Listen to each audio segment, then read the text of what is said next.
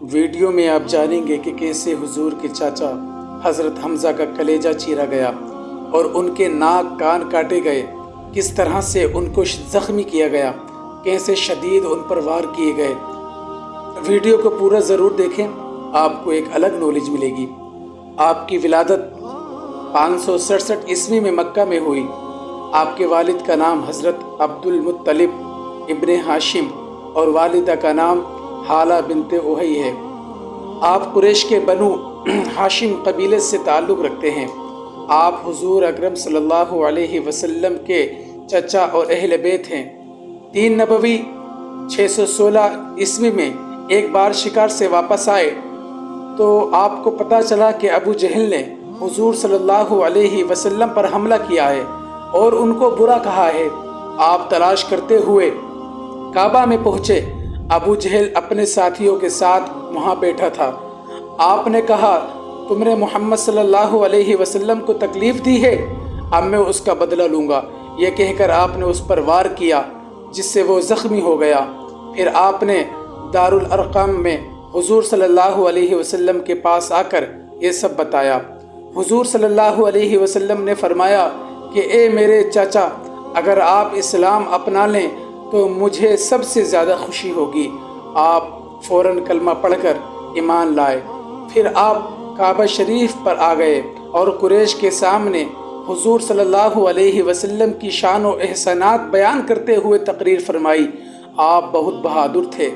آپ کے مسلمان ہونے سے اسلام کو نئی طاقت ملی۔ 622 عیسوی میں آپ ہجرت کر کے مدینہ آ گئے۔ یہاں آپ مسجد کی تعمیر کے کام میں مدد کرتے رہے۔ ہجرت کے 7 مہینہ بعد حضور صلی اللہ علیہ وسلم کے فرمان پر آپ 30-40 مسلمانوں کے گروہ کے ساتھ جہینہ علاقے میں العز سمندر کے کنارے پر ابو جہل کی سرداری میں شام سے آ رہے 300 کافروں کے گروہ کا مقابلہ کرنے کے لیے گئے، مگر مزدی بن عمر الجہینی کے سمجھانے پر دونوں گروہ نے جنگ نہیں کی اور حضرت حمزہ مسلمان کو لے کر مدینہ واپس آئے۔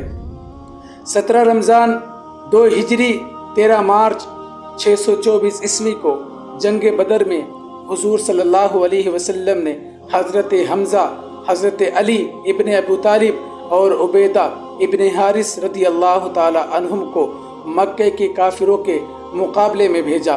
حضرت حمزہ نے شیبہ کو بھی قتل کیا اور عبید کے زخمی ہونے کے بعد عتبہ کو بھی قتل کیا، اور پھر جب جنگ شروع ہوئی تو کافروں کو قتل کیا۔ اس کے بعد 10 شوال 2 ہجری 624 عیسوی کو مدینہ میں بنو کنیزہ کے خلاف جنگ میں بھی شامل ہوئے۔ 3 ہجری میں جنگ احد سے پہلے حضور صلی اللہ علیہ وسلم نے تقریباً 30 تیر انداز اصحاب کو ایک پہاڑی پر ٹھہرا کر نگرانی کرنے کے لیے فرمایا، اور فرمایا کہ حالات کیسے بھی ہوں، چاہے فتح ملے یا ناکامی، جب تک میرا حکم نہ ہو تم لوگ یہاں سے ہٹنا نہیں۔ جب جنگ شروع ہوئی اور کچھ وقت کے بعد کفار مسلمانوں کا مقابلہ نہ کر سکے اور میدان چھوڑ کر بھاگنے لگے، تب پہاڑی پر رکے ہوئے ان اصحاب نے سوچا کہ اب تو مسلمانوں کو فتح ملنے والی ہے، کیا ہم کو بھی نیچے آ جانا چاہیے؟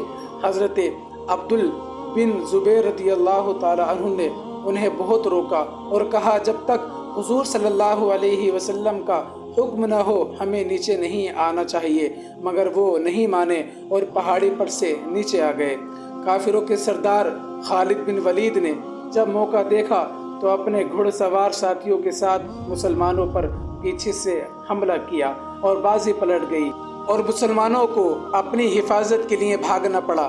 حضرت حمزہ رضی اللہ تعالی عنہ، حضرت علی، حضرت سعد بن ابی وقاص، حضرت طلحہ بن عبید اللہ، حضرت ابو دجانہ، حضرت ابو طلحہ، حضرت قتادہ بن نعمان انصاری اور دیگر اصحاب رضی اللہ تعالی عنہم نے بہت بہادری سے کافروں کا مقابلہ کیا اور حضور صلی اللہ علیہ وسلم کی حفاظت کی۔ حضرت حمزہ نے بہت بہادری سے لڑتے ہوئے دونوں ہاتھوں میں تلوار کے ساتھ کافروں کا مقابلہ کرتے رہے اور کسی کو آگے آنے نہیں دیا۔ آپ نے 31 کافروں کو واصل جہنم کیا۔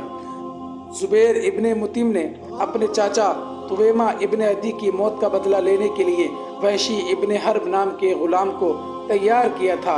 हर्ब गुलाम ने आपको शहीद कर दिया और हिंदा बिनते उतबा ने अपने बाप की मौत का बदला लेने के लिए आपके नाक, कान, हाथ काटे और आपका कलेजा निकाल कर चबाया।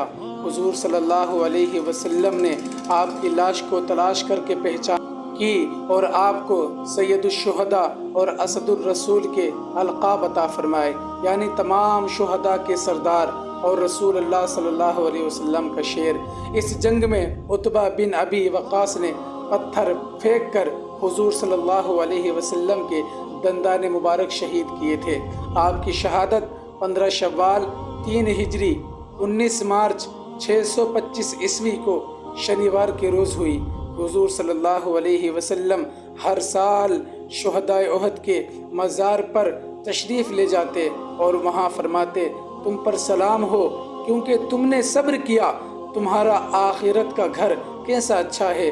इसी तरह हज़रत अबू बकर सिद्दीक़, हज़रत उमर फ़ारूक, हज़रत उस्मान गनी और हज़रत अली रज़ी अल्लाह ताला अन्हुम भी हर साल शुहदाए उहद के मज़ार मुबारक की ज़ियारत करते थे। हुजूर सल्लल्लाहु अलैहि वसल्लम ने इरशाद फरमाया है कि शुहदाए उहद के मज़ार पर सलाम पेश किया करो कि जो भी ऐसा करेगा क़यामत तक उनके सलाम का जवाब मिलेगा। जिनकी दुआ कबूल होने में देर होती है उन्हें चाहिए कि हज़रत हमज़ा के वसीले से दुआ करें, इंशाअल्लाह ज़रूर कबूल होगी। जंग उहद में हज़रत अमीर हमज़ा रज़ी अल्लाह ताला अन्हु और 69 दूसरे असहाब शहीद हुए। शुहदाए उहद को जबल उहद पर दफन किया गया और चंद शुहदा को जन्नतुल बकी में दफन कर दिया गया। 46 साल के बाद एक बार नहर का पानी उनकी कब्र में जाने से नुकसान होने का अंदेशा था। तब बादशाह ने मशवरा करके ये तय किया कि शुहदा को कब्र से निकाल कर दूसरी सलाम जगह पर दफन किया जाए। जब शुहदाए उहद की कब्र को खोला गया तो पता चला कि तमाम शुहदा के जिस्म और कफन उसी तरह महफूज थे और उनके ज़ख्मों से खून जारी था और शुहदा के हाथ उनके ज़ख्म पर थे। जब उनके हाथ को सही करने की कोशिश की गई तो फिर से उनके हाथ में ज़ख्मों पर वापस आ जाता। फिर उन्हें नई कब्र में दफन किया गया। कब्र में हज़रत हमज़ा, दूसरे 2 कब्र में अब्दुल्ला इब्ने जबाश और मुसाब इब्ने उमैर और दूसरे 63 असहाब को एक बड़ी कब्र में दफन किया गया। उन शुहदा के मज़ार जबल उहद पर हैं। हज या उम्रा के लिए जाने वाले जब मदीना शरीफ जाते हैं तब उनके मज़ार की ज़ियारत के लिए जाते हैं। अल्लाह ताला उसके हबीब सल्लल्लाहु अलैहि वसल्लम के सदक़े में और हज़रत अमीर हमज़ा इब्न अब्दुल मुत्तलिब रज़ी अल्लाहु ताला अन्हु और अहले बैत और असहाब और तमाम शुहदा के वसीले से सबको मुकम्मल इश्क़ रसूल अता फ़रमाए और सबको ईमान की हिफाजत अता फ़रमाए और सबको नेक अमल करने की तौफ़ीक़ अता फ़रमाए और अल्लाह हम सबको दुनिया और आखिरत में कामयाब अता फ़रमाए।